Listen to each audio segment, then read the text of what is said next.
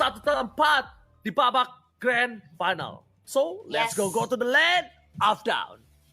Karena satu kaki ini udah sama-sama ada di Grand Final dan satu kakinya lagi ada di bronze match. Dan kita akan lihat siapa yang terpleset dan siapa yang akan menuju ke Grand Final, menjadi Grand Finals pertama di hari ini.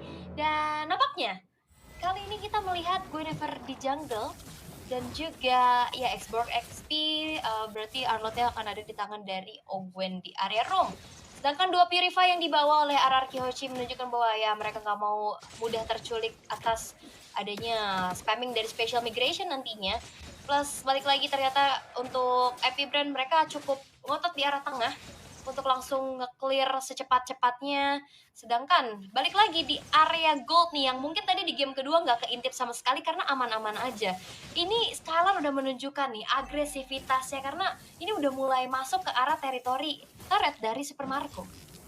Siapa yang ngotot? Kembali lagi ingat di depan sana ada Baku Brusco. Out of nowhere.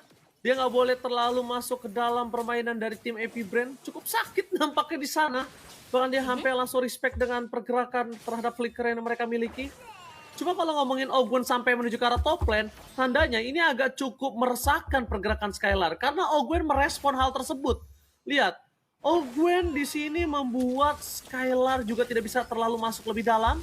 Tapi tandanya itu membuka celah untuk AP Brand bisa dimakan di sisi yang lainnya, Aul. Itu dia. Tapi ya sekarang Ogwen juga balik lagi ke screening balik pergerakan dari Brusco-nya dan udah mulai jalan bareng juga. Turtle sesaat lagi akan segera muncul berbondong-bondong ke arah bawah. Sedangkan Ogwen udah harus ditugaskan juga untuk membantu Super Marco atas tekanan yang diberikan oleh Skylar. Turtle udah mulai muncul juga nih dalam 5 detik ke depan. Brusco udah siap dengan tough boots-nya untuk menjadi garda terdepan nanti untuk berhadapan dengan View dan juga Flaptizi. Tapi sedangkan Irat kali ini bakal coba untuk dicicil HP-nya oleh pemain dari AP Brand. Press Ward hampir dapetin double kill, tapi nampaknya kali ini masih ada pasif dari si Lucunana. Tapi nampaknya dengan tidak adanya retribution dari sosok tim AP Brand yang mereka sudah standby on position, dapatkan retribution kali ini di tangan oleh Kyle TZ. Mereka sudah standby on position dan bahkan Flap TZ sebagai garda terdepan kembali masih bertahan hidup dengan Viraga armornya. Ternyata retributionnya sangat tepat dan Irat tidak bisa bahkan menggunakan retribution. Terlalu banyak crowd control yang dimiliki dari AP Brand. Itu yang memang targetnya sih. Special Migration, Filtry Poem di komit ke arah Irat. Irat yang nggak pencet retri, nggak bisa juga. Karena ya itu, enaknya juga match up antara Guinevere dan juga Fredrin yang minim dari segi immune. Dia juga escape pulse-nya nggak terlalu banyak. Jadi ya ini yang dimanfaatkan oleh AP Brand untuk bisa memenangkan kontesnya. Walaupun memang ada pertukaran antara Ogwen yang memang harus tumbang. Sedangkan di arah top lane, ini AP Brand udah mulai sadar. AP Brand gak akan ngebiarin Skylar-nya lebih leluasa lagi untuk dapetin farmingan. Dan udah mulai ditekan balik juga. Karena kalau ngeliat match-up-nya dari tadi, Skylar ini betul-betul ngebuat dari Super Marco gak bisa bergerak terlalu leluasa.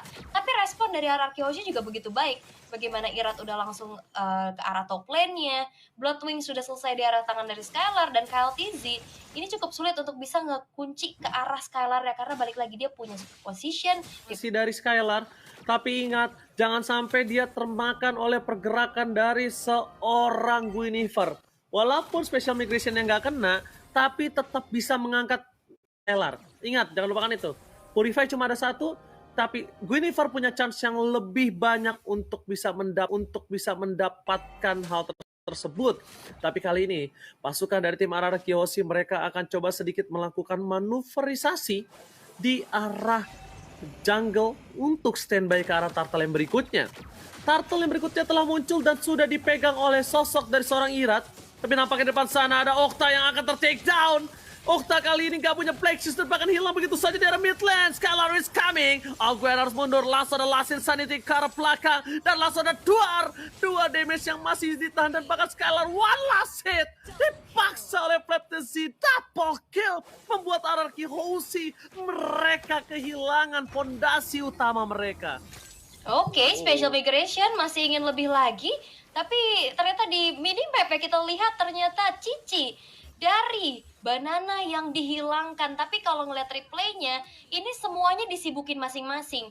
Irat dan Banana emang fokus ngejar Ogwen. Ogwennya oke lah tumbang, tapi damage-nya di belakang itu dipisahin dengan adanya dari Flaptizi. Dan akhirnya Last Insanity dibuka juga, tapi Super Marco kali ini harus tumbang. Super Marco dimakan, ditelan bulat-bulat oleh Skylar. Tapi nampaknya dalam segi team fight mereka masih harus punya PR untuk Flaptizi seperti game kedua. Kalau mereka berhasil patahkan kaki Flaptizi dan bahkan Brusco di depan sana membuat sosok View mencoba untuk menarik, mendapatkan satu buah point kill, tapi Irat is coming. Satu buah point kill dengan ditukar adalah satu buah turret. Apakah worth it? Entropy telah dikeluarkan. Skylar mencoba untuk jalan menuju ke arah belakang, walaupun dengan rocknya yang cukup sempit, tapi dia masih bisa bertahan untuk di arah top lane. Masih bertahan, tapi kayaknya nggak berhenti sih. Ini Flaptizi betul-betul megangin siapapun yang ada di belakang Irat, yang memang juga udah mulai coba untuk mundur. Ini harus dipaksa lagi untuk tidak ada di lini paling depan. Tapi Skylar akan di-commit Final Slash yang ternyata juga berhasil di-follow up dengan adanya pergerakan dari Kaltizi, sehingga Skylar harus hilang untuk kedua kalinya. Itu bener-bener di-commit habis-habisan. Skylar terejam-ejam. Kali ini nampaknya Skylar udah mulai harus menjaga positioningnya. Kaltizi berhasil mendapatkan satu ditambah dengan following up banner threads. Instant pick-off terjadi di arah top lane. Special migration yang menjadi sebuah hantu untuk RRQ Hoshi, teror yang tidak berhenti dari tadi. Dan bahkan mereka masih belum bisa menemukan jawaban atas Flaptizi. Super Marco boleh kalah di laning, tapi ternyata dia nggak sendiri. Dengan seluruh kawanan yang mereka miliki, Super Marco bukan menjadi tolak punggung utama AP Brand. Flaptizi dan Ogwen ternyata yang menjadi sebuah jawaban untuk tim RRQ Hoshi. Dan RRQ Hoshi udah harus tahu akan hal tersebut. Mereka harus shifting dengan gimana caranya mereka mengcounter semua permainan dari RRQ Hoshi. Lihat, Flaptizi semua fokus terhadap dirinya. Last Insanity masih bisa keluar, mundur untuk ke arah belakang, dan bahkan sekalipun dengan flicker yang dimiliki Flaptizi itu nggak keluar dengan 4 orang yang udah standby di sana. Dia punya kalkulasi yang cukup baik ya, dia masih cukup aman juga dengan Viraga Armor. Yaudah, jadi gak apa-apa dipukulin aja rame-rame, tapi dia beli waktu banget sehingga akhirnya Turtle pun berhasil jatuh lagi ke tangan dari AP Brand. Dan terlihat dari segi itemization untuk Flaptizi dengan 4 killnya, War Axe ternyata menjadi satu modal utama plus Brute Force yang akhirnya ngebuat dia semakin durable lagi ada di lini paling depan, yang harusnya ini item ketiga akan menuju ke arah Immortality. Dan Flaptizi tugasnya bukan cuma sekedar dipukulin aja, tapi dia juga ngasih poking damage continuous yang ngebuat dari RRQ Hoshi ini juga udah mulai tercicil perlahan-lahan. Sedangkan menuju ke arah tengah, Irat ini udah mulai fokus lagi ke arah Flaptizi. Oke, Flaptizi kembali lagi. Sosok yang menakutkan dari game pertama sudah hadir kembali. Berbeda dengan game yang kedua. Dan sekarang Banana udah harus punya jawaban untuk itu. Banana ditutup Benedetanya dan bahkan Kaltizi terlihat. Apakah bakal coba ditutup oleh seorang Banana? Apa? Banana bakal dipukulin coba mendatangi sosok dari seorang Kaltizi, tapi Banana Kaltizi terlihat. Apakah bakal coba ditutup oleh seorang Banana? Tidak bisa bersinar kali ini, langsung ada Lost Insanity di arah belakang. Nocturne, no Plexus for this time. Mereka menghilang langsung dari line of down. Tapi yang bisa disematkan, yang bisa didapatkan oleh seorang Skylar adalah satu turret the besting gift yang bisa diberikan terhadap RRQ Hoshi. Karena invasi terhadap jungle terus-menerus tidak hentinya membuat tim AP Brand kali ini mengungguli gold hingga sampai Rp5.000. Itu ya yang harusnya bisa dilakukan sama Skylar ya. Kalau fight juga agak sedikit riskan, jadi ya lebih baik setidaknya ada pertukaran lah atas hilangnya turret, atas hilangnya nyawa juga. Namun Lord sekarang sudah muncul di menit yang ke-9 dalam keadaan yang cukup tertinggal. Kali ini RRQ Hoshi nampaknya tidak gentar. Mereka akan tetap mencoba melakukan kontes nampaknya dengan adanya Irat dan juga Brusco sebagai frontliner mereka. Tapi balik lagi Flaptizi ini akan menjadi distraksi dan pengganggu utama yang akan menzoning dan bahkan Lord kali ini konsil. Oke, langsung saja menunjukkan fokus tim dari tim Epic Brand. Mereka berhasil mendapatkan Super Marco. Di belakang sana Flaptezi memegangin seorang Skylar, bertukar 1-1 dari Cold Laner. Tapi Irata Pressword-nya hampir saja bisa mendapatkan Dogun, dibalikan kembali dengan sebuah special migration yang tidak ada hentinya dari KLTZ. Bahkan Irata hampir saja ter-takedown. Masih ada lifestyle, bukan lifestyle ya, ini udah lifestyle karena lihat gaya hidup dari Irat masih bertahan sampai sekarang hingga dia bisa membuat dirinya tetap farming. Berbeda dengan KLTZ, dia tidak cukup untuk bisa masuk lebih dalam lagi, tapi lihat momen yang dibuat oleh Brusco itu sangat baik. I'm offended yang sangat indah AWL. Iya, ini lifestyle-nya dia nggak foya-foya ya jadinya ya. Iya. Jadi dia bisa bertahan sampai akhir bulan biasanya. Cuman banyak banget sih ini trading crowd control yang terjadi juga. Balik lagi, KLTZ oke lah dia punya heavy CC dengan special migration, tapi ingat, Irat punya continuous. Dia punya energy eruption juga yang bisa dibuka, tapi sekarang kayaknya kontes Lord bakal terjadi sih, walaupun Epic Brand sekarang lagi coba untuk pegang duluan ke arah Lord ya, dan Banana dari arah belakang masih mencoba untuk memberikan sedikit pressure, dan akhirnya Lordnya pun terreset. Gak mau ngambil resiko lebih banyak lagi untuk AP Brand, mereka lebih coba untuk bersabar terlebih dahulu karena teror dari Banana yang bisa aja lompat ke lini belakang, terutama juga dari KLTZ yang HP-nya tadi nggak dalam keadaan full. Jadi harus lebih hati-hati lagi dan menunggu juga untuk cooldown dari segi source-nya yang tadi sempat keluar di dalam fight. Ini untuk ready kembali. Skylar udah siap-siap. Dan bahkan Irat sekarang kembali coba untuk memegang ke arah Lord-nya Ogwen. Oke, Ogwen coba pegangin kaki dari seseorang Irat. Banana melihat posisi dari Super Marco. Tapi ini yang memang harus ditujukan oleh Banana. Banana harus bermain yoyo dengan Super Marco. Perpasukan dari tim Araki Hoshi, mereka dipukul mundur ke belakang. Last Insanity fokus ke arah Brusco. Tapi lihat dengan adanya Last Insanity yang udah keluar, tandanya Skylar bisa muncul ke permukaan. Membuat Irat fokus ke arah Katenzin. Retributionnya gagal. Retributionnya sangat baik dari seorang KLTZ, mendapatkan loot bahkan memulangkan Irat ke base-nya.